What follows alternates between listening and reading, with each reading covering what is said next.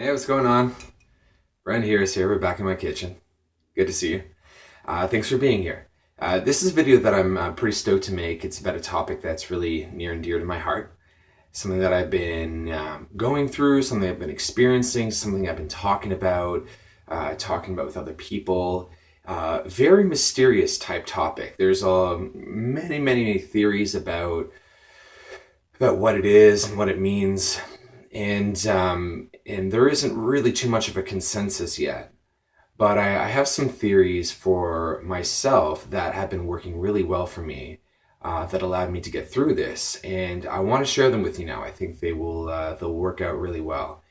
And I'll tell you now. The topic is depression, psychological and emotional depression. If you're watching this, there's a chance that you've experienced it before. Seeing as this is there are a lot of videos here are about spirituality and awakening, and generally, the theme and topic of depression is very well interwoven into themes and topics of spiritual awakening, and we're going to get into why. The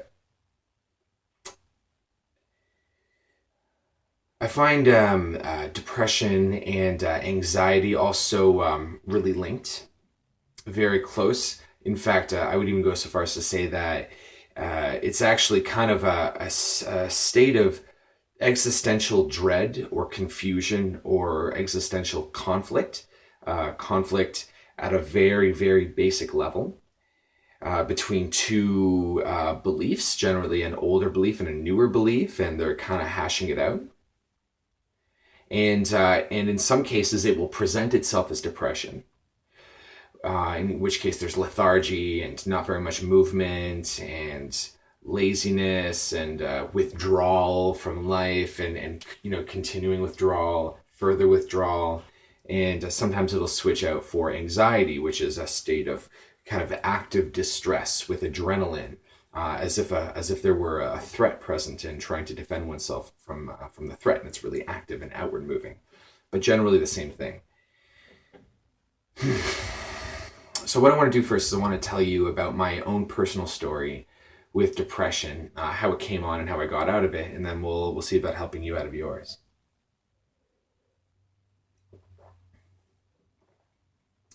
So I was a pretty happy kid going through school, and I did I would think like a lot of kids. I would think about life and death, and I was raised Catholic, and so I consider God and how to make sure that I get in heaven, how to make sure I stay out of hell, and it really otherwise wasn't a big issue for me. Didn't experience any sort of existential strife, especially compared to what came afterward. One of the cool things that I attribute to this is the fact that I went to school. Probably such as yourself, school is laid out for us, grades 1 through 8, 9 through 12. Some of you went to middle school. I personally did not. And then there's post-secondary as well. And it's kind of expected that we will go through some sort of post-secondary. So really, as soon as you're born, and all the way until you're about maybe 21, it's really the whole path is sort of laid out for you.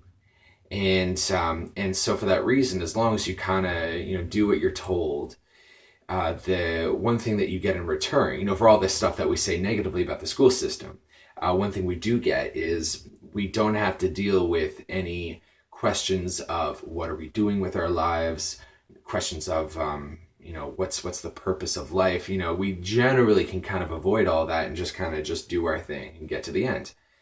And we're told that there'd be maybe a job for us waiting at the end, and we would never have to ask these types of questions and be bothered by these types of problems.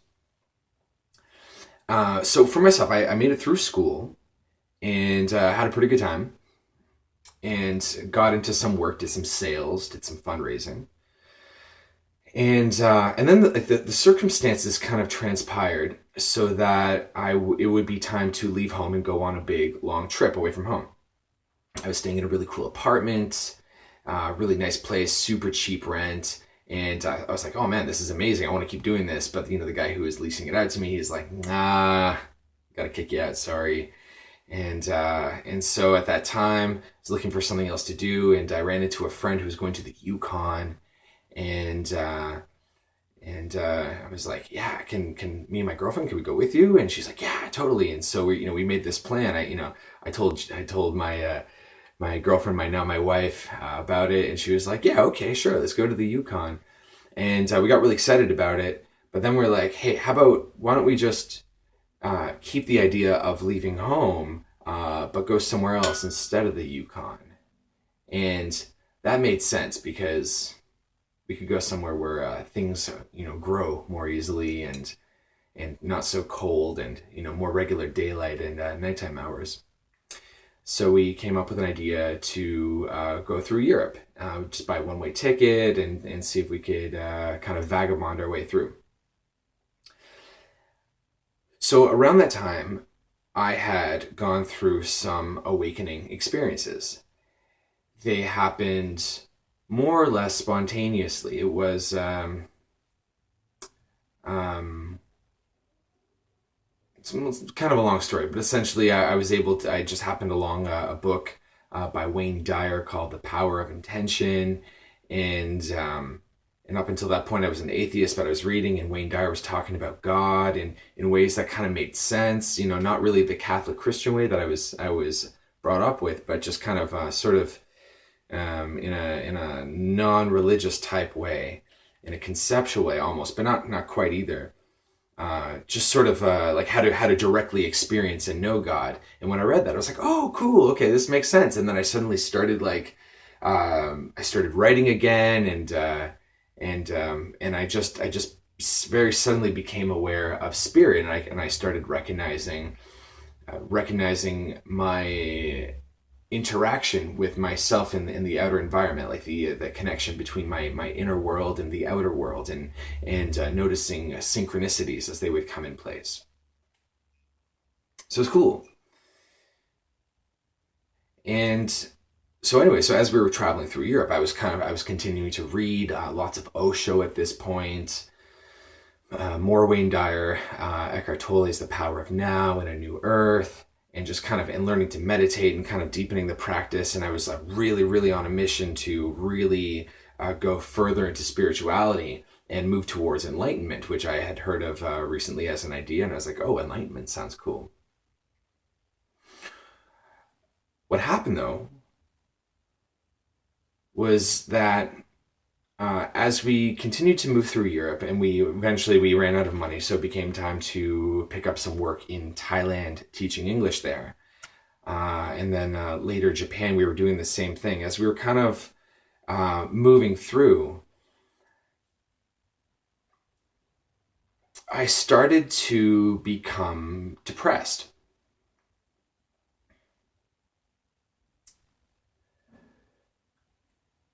And it's weird because the depression was about many different things, but ultimately what it was it felt like a huge confusion about what I should be doing with my life, how I should be acting. Um, Confusion because up until then, I had ideas of what I should be doing, like I should get work and I should develop a career, and it stopped appealing to me. It didn't make sense as a course of action for me.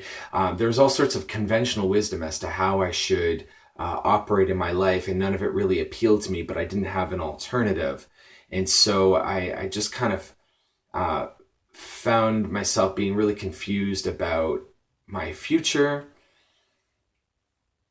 And I also developed a lot of angst around day-to-day life, because like I had this sort of conflict where as I was meditating, I realized that there was a lot of satisfaction and a lot of peace to be found in just sitting and meditating, and I really enjoyed it. And I was actually kind of hoping that I could just angle my whole life so that I wouldn't have to do anything else but meditate.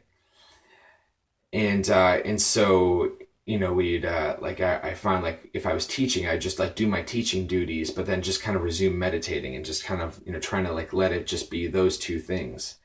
and I had dreams about somehow creating my life in such a way that I wouldn't have to work at all.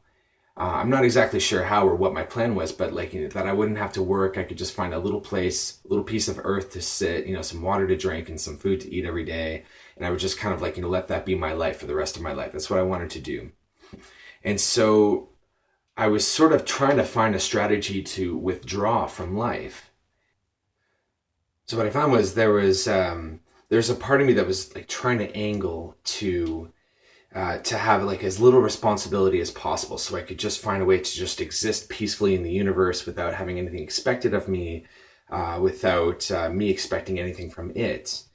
And so I try to withdraw from the universe. But what I found is that there would be another part of me that would know that I'm here to contribute a whole bunch, and I want to be really involved, and I want to get a lot of stuff done.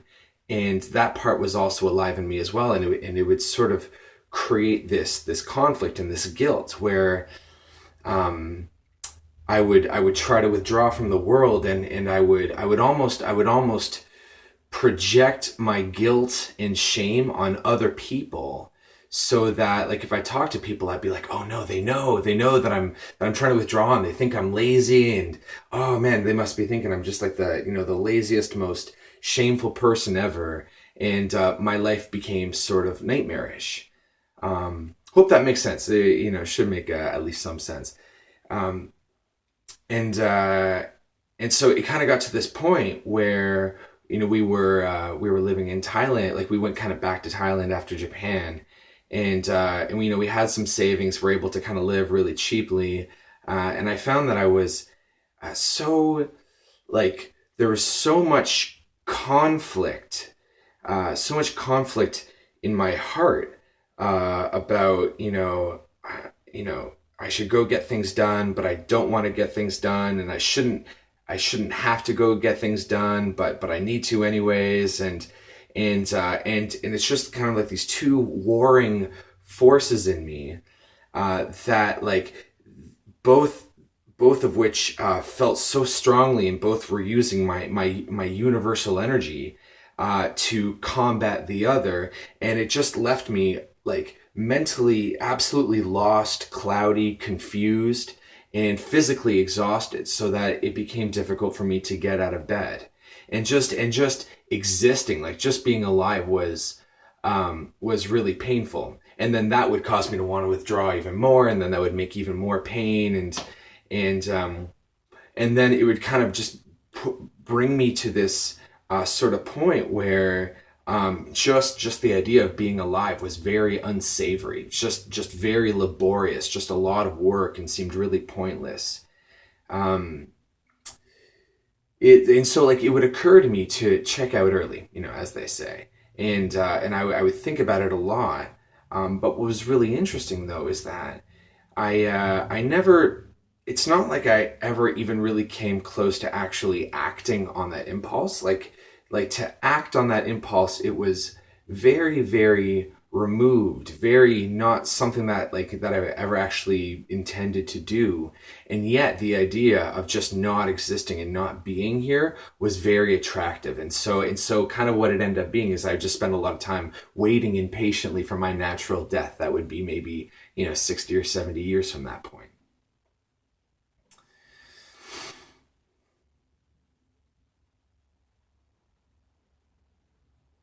So eventually I was able to make it out of that tension by learning to love myself. Learning to say I love you to myself was a huge game changer, because really the cause of all the angst was a lot of self condemnation, a lot of like being one way but thinking that I shouldn't be this way internally, and everything changed when I was able to look inside myself and feel what was there, whatever the energies were, whatever the mood was, whatever the thoughts were, whatever was just going on in me. I would be careful not to condemn it. And even if I found that I was condemning it, then I would go like kind of one level more meta, and I'd say, okay, I'm going to let myself condemn so that I'm no longer condemning the condemnation. Does that make sense? Or, or even if I couldn't do that and I'd go like one more level meta, I'd just keep going up as high and as high as I had to, in order to kind of come to this point where I was no longer against what I found in myself. And when I would do that, when I would stop creating conflict where I was creating conflict, then all the layers down, like there'd just be ease, and the whole issue would just kind of like chill and relax, and the tension and kind of the war inside would subside, would go away. And then there'd be peace and silence where there was once noise, and then it kind of just be I would just be able to kind of make a new decision. Okay, well, we have this and this. Why don't we try this out? Maybe that will kind of satisfy both ends and move forward that way.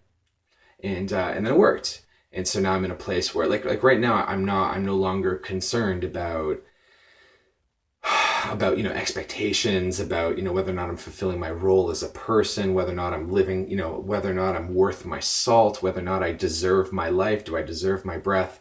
Not plagued by these questions anymore, not because I found answers or found the right solution to them, but because I was able to bring love and awareness and acceptance to the questions, to the angst itself, and then they would just melt away. And then kind of like the silent beingness underneath would get a chance to emerge, and that silent sort of spacious beingness just never ever was concerned about questions such as, do I deserve to be alive? Am I doing enough? Am I, fulfilling my role? It's just kind of just is what it is.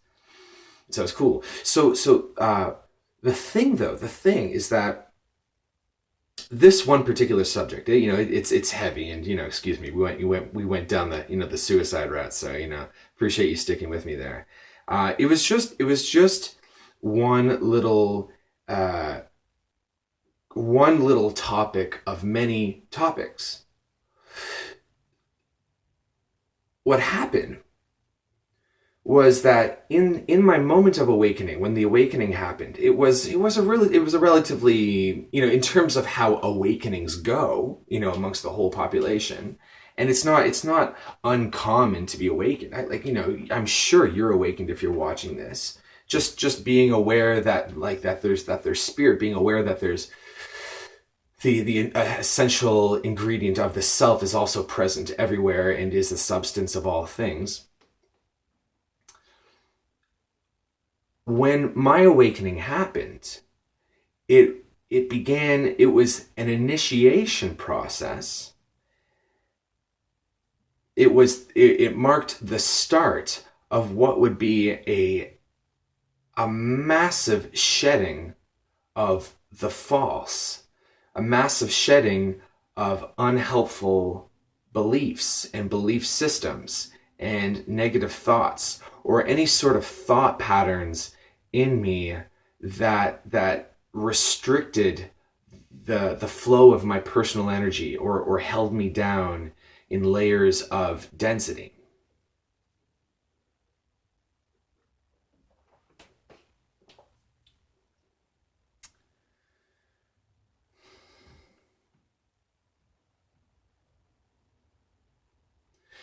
I discovered that there were many belief systems in me that kind of made my life sort of miserable, such as the belief that in order to deserve my life, I need to work for it. There were a number of ones. Like, for example, another one was a belief that in life there must be an equal amount of suffering to an equal, like as much pleasure as there must be an equal amount of suffering. That's something I actually believed. Just as totally true. It's math. Zero sum games, and life is a zero sum game. In that there has to be equal amounts of everything, and so of course that belief, because my universal energy was flowing through the lens of that belief that I had accepted. my reality would come at me with, exactly 50% pleasure and 50% suffering. That's a lot of suffering. It's a lot for for one lifetime. And who, you know, I wonder if you have this belief, whoever said that, that it has to be, in equal parts, why not 9 parts pleasure, 1 part suffering? Or later I discovered, oh, I can come up with any belief that I want about suffering. That it's possible to have a life that's absolutely filled with pleasure. And that, any sort of suffering that occurs is really a result of, it's not like life necessarily needs to have suffering, but like what we interpret as suffering is the precursor to further growth. That's my new belief about suffering. And so now my life is not half pleasure, half suffering. Now it's just mostly pleasure, and then growth and growth and growth. These beliefs that we have. So we I do, and all of us, we were all born, and we were born into humanity, and kind of as we grew into maturity, we started to adopt and pick up and maintain the belief systems of our community, of our country, and of the world. And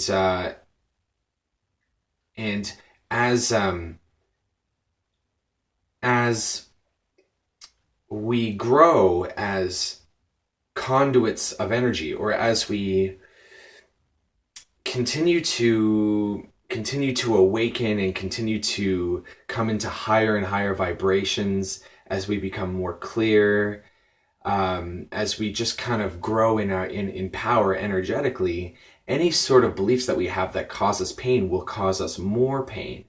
Almost as if, almost like a chick growing in an egg, at a certain point, it's pushing against the boundaries of the shell, and there's discomfort until the chick finally pushes through the shell and starts emerging. So bringing this back to my theory on depression, that is what depression is, as it appears to me. Depression is when you've come to this point where all of your thoughts and beliefs and everything that kind of led you to this moment no longer makes sense, is no longer useful, or no longer attractive, doesn't have any pulling power to it anymore. And yet there's nothing else to replace it, nowhere else to go.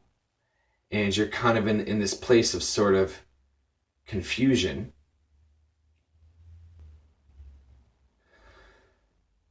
The way out of depression is not the way you came in. That's the cool thing. It's not like you wander into a house and where's the other door to get you out? It's almost like you wander into a house and then the door disappears. And you're like, how do I get out of this? And the part that prolongs the depression is that somewhere in your mind, there's this belief that you're trying to make things go back to how they were. How do I get back to how I was before the depression? But it doesn't work that way, because depression is like when a caterpillar goes into a cocoon and starts turning into a butterfly. And if the caterpillar were to think the way a human thinks, it's like, I am like, how do I go back to being a caterpillar? Or they may feel the change from caterpillar to butterfly, and if they're really attached to the idea of being a caterpillar, then they think, I'm being a really shitty caterpillar right now. Because look, I don't have my caterpillar body anymore, and they're evaluating their circumstances based on they're evaluating how things are based on circumstances that don't apply anymore, because there's a metamorphosis in place. So the way out of depression is not the door you came in. The way out of depression is to wake up out of it. It's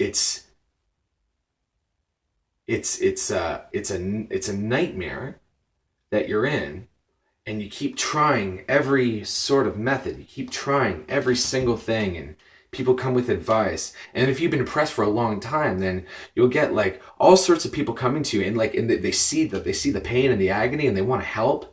And like, and they'll just, they'll immediately offer advice. I don't know if that happens to you. It happened to me when I was like super depressed, which was, by the way, for like, many, many years afterward. Like, the story that I told you earlier was just like kind of one chapter of it. It was, lasted for a long, long time. And people would see me, and they would always like immediately kind of offer advice, and like, and I'd be like, dude, I know, I've tried that. It got to a point where like, as soon as they open their mouth, like I know exactly what they're gonna say, all the conventional wisdom tried, a year ago. So maybe you're in a similar spot where you've tried everything, and the only way out is to wake up out of it. So how do you wake up out of it? Waking up is not, it's not something that you do. So there's no technique that can be used for it. And yet, I have I have some pointers I'll give you anyway. They're not so much pointers, but well, you'll see. So to wake up out of depression,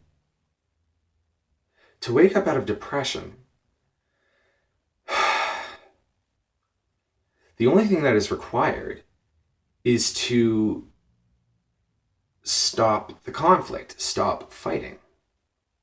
And I'm sure you've been told that before. And how do you stop something? Because it's not an action. It's a cessation of action. And if you try bringing all of your fighting energy into stopping, it won't work, because it's just like more action.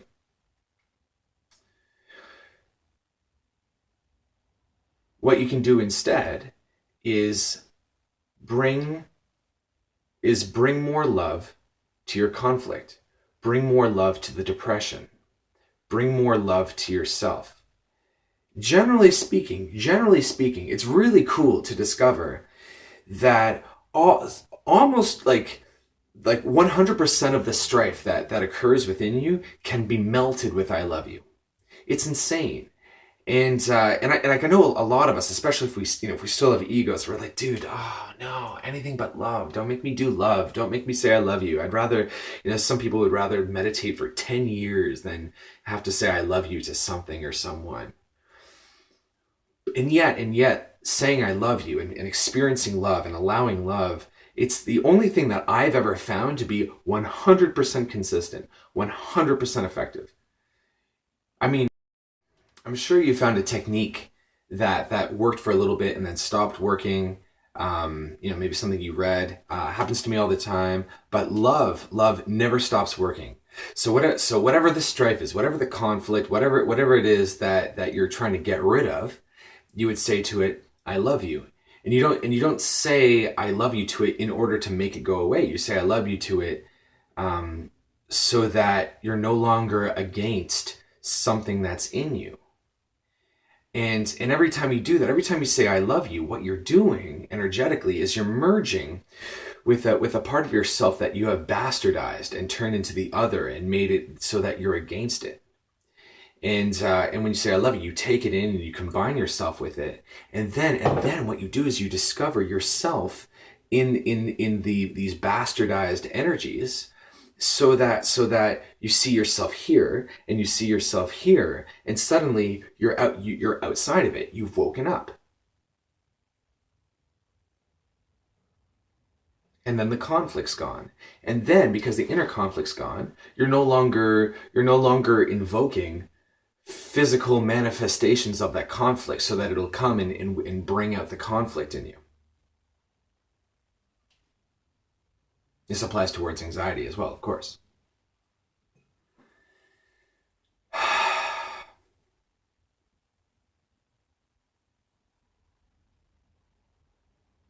think that's it. That's my best stuff. That's my absolutely highest grade stuff on how to get rid of depression. I hope it works for you. And by get rid of, I mean, to heal out of, to transcend, really, to wake up out of depression. If you're experiencing depression, allow yourself to know that this is a metamorphosis phase. Depression always precedes growth. Always, always, always. Thanks for watching. See you next Sunday.